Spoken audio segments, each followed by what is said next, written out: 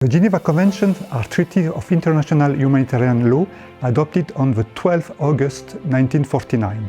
They protect people who are not or no longer taking part in hostilities during international armed conflicts. If the Geneva Convention apply only in international armed conflicts, they all contain a common article, Article 3, which obliges states to respect, without reciprocity and systematically, some rules even in non-international armed conflicts. In 1977, two additional protocols were adopted, developing the rules of the Geneva Convention, but also applying them to non-international armed conflicts. Both the 1864 and the 1949 Geneva Convention were drafted by the International Committee of the Red Cross and so are at the origins of international humanitarian law. The Geneva Convention are the best known, but they are only one component of the international humanitarian law, which includes several dozen diplomatic treaties. The Geneva Conventions are among the few treaties which have been adopted by all the states in the world.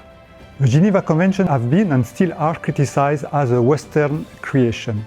It is perhaps true for the Geneva Convention of 1864 because all the states who signed them were European and Western states. We have to nuance this criticism for the Geneva Convention of 1949 because among the first states who signed them you can find Egypt, Afghanistan, Iran, Pakistan, China, some Latino American countries, among others. Regardless of who did these treaties, their aim is universal because the Geneva Convention and the additional protocols aim to protect people who are not or no longer fighting in international armed conflict or non-international armed conflict.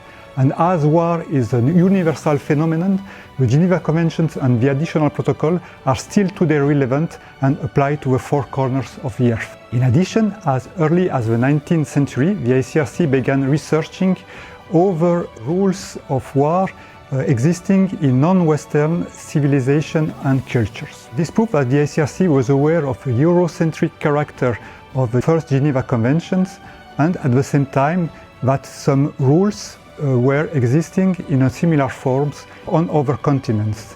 This was the proof of the universal and timeless nature of these rules. In the light of some current conflicts, some people are now asking whether the Geneva Convention and more generally the international humanitarian law are still relevant in the light of developments of warfare. The answer is of course yes. The Geneva Convention and the additional protocol protect first and foremost people. And as long as people will continue to suffer from violence, the Geneva Convention and the additional protocol have a real value. So the real problem is not international humanitarian law itself, but the way in which parties to the conflict respect or fail to respect it. So the parties to conflict hold the keys of the success or failures of international humanitarian law. Several historical examples, as the release of prisoners of war or detainees in different contexts, show that the application of international humanitarian law by the party to the conflicts is far from being impossible. On the smaller scale, every time that a school, an hospital, an infrastructure used by civilians is not destroyed or bombed, that shows that the international law is applied by the party to the conflict. The ICRC's role is precisely to remind the party to the conflict through official representation or confidential bilateral dialogue that they must honor the commitment to respect international humanitarian law. And if the situation today is far from being ideal, wouldn't it be worse in a world where no humanitarian treaty guaranteed a minimum of respect to human beings caught up in war? International Committee of the Red Cross.